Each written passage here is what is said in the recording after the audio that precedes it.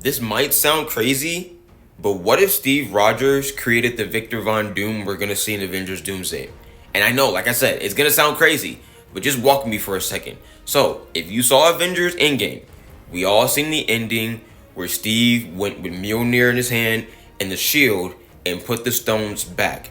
And he comes back, he gives the shield to Sam. Sam's the new Captain America, so on and so on. And as they say, the rest is history. But I have a theory.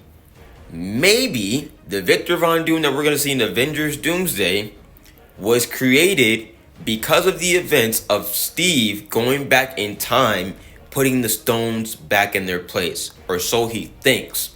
Because the reason why this might be, right? And the reason why I came up with this theory and I'm kind of thinking about it. Steve going back in time.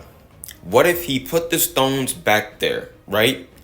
Obviously, it's going to become a little bit of a challenge because he's going to have to deal with all the circumstances that come. They're just not going to be put back in their rightful spot. Like, he came with Mjolnir and shield. So, obviously, he's going to go and have some sort of conflict with certain people about, putting the stones back in place and blah, blah, blah.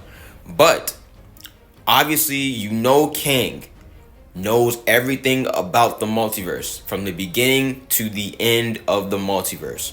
What if he sees Steve Rogers putting the stones back in this branch timeline, back in its place, sees that, has a problem with it. They get into some sort of conflict, blah, blah, blah, blah, blah. Steve still walks away, but he doesn't walk away clean cut, without any damage on him. He's been through a battle, all of that.